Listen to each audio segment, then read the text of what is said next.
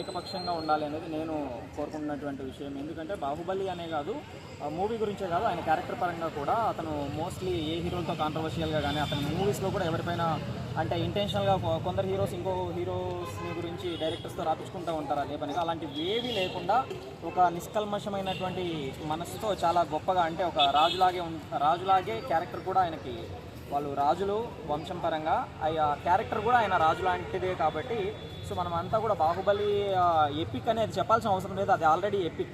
ఎందుకంటే అది ఒక దృశ్య కావ్యం అని చెప్పచ్చు. ఎన్ని వేల కోట్లు కొన్ని ఇప్పుడు అది 1000 కోట్లు 2000 కోట్లు 2 పార్ట్లు కలిపి ఎంతో కలెక్ట్ చేసి ఉండొచ్చు.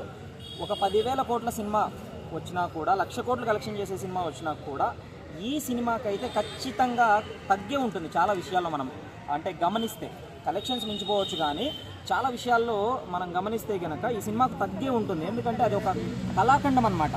ఒక రాజవంశీకుల ఫ్యామిలీలో ఉన్నటువంటి విభేదాలు కావచ్చు, లేదంటే ఒక రాజ్యాన్ని ఎలా కాపాడుకుంటున్నారనే విషయం కావచ్చు, దాన్ని మన కళ్ళకు కట్టినట్టు చూపించడం కోసము చాలా ప్రయత్నం చేసి రాజమౌళి దాన్ని ఒక దృశ్య కావ్యంలాగా చిత్రీకరించారు. కాబట్టి అలాంటి ఎపిక్ మూవీ రిలీజ్ అంటే బేసిక్గా నేను ఎక్కువగా ఎన్టీఆర్, మహేష్ బాబు, బాలకృష్ణ మూవీస్ చూస్తూ ఉంటాను. రిలీజ్ అంటే నాకు పెద్దగా ఇంట్రెస్ట్ ఉండదు. బట్ స్టిల్ బాహుబలి రిలీజ్ అంటే మాత్రం నేను కూడా వెళ్ళడానికి ఆసక్తి చూపుతాను. ఎందుకంటే బాహుబలిని నేను ఒక దృశ్యకావ్యంలో చూస్తాను. ఇంకా చెప్పాలంటే ఇంట్లో చిన్న టీవీలో చూడడానికి కూడా ఇష్టపడాను.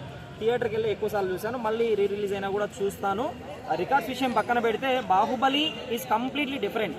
మిగిలిన సినిమాలన్నీ డిఫరెంట్, బాహుబలి మాత్రం ఒక సైడ్గా చూడొచ్చు మనం మొత్తం ఇండియన్ ఫిల్మ్ ఇండస్ట్రీలో. ఓకే, సో డ్యూరేషన్ వచ్చేసి 5 అవర్స్ అంటున్నారు. 5 అవర్స్ టైం స్పెండ్ చేస్తారు ఆడియన్స్. సో 5 అవర్స్ టైం అనేది ఆల్రెడీ చూసిన సినిమా కాబట్టి, ఎంత గొప్ప సినిమా అయినా కూడా గొప్ప సినిమా కాబట్టి మల్టిపుల్ టైమ్స్ చూసి ఉంటారు. నేనే చూశాను ఈచ్ పార్ట్, బాహుబలి 1 కానీ బాహుబలి 2 కానీ థియేటర్స్లోనే 2 or 3 టైమ్స్ చూశాను, 2 చూశాను. కాబట్టి ఎంత గొప్ప సినిమా అయినా కూడా మల్టిపుల్ టైమ్స్ చూసిన వాళ్ళు ఉంటారు. కాబట్టి 5 అవర్స్ అనేది కొంచెం టైం అనేది లెంతీ టైమే.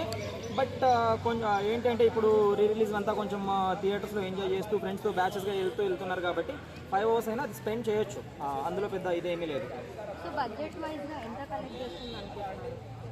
బడ్జెట్ వైడ్గా ఐఎమ్ నాట్ షూర్, బికాజ్ నాకు అంత ఐడియా లేదు. ఆ హీరో రికార్డులు కొడతారు, ఈ హీరో రికార్డులు కొడతారు, ఇవన్నీ నేనేం పట్టించుకోను.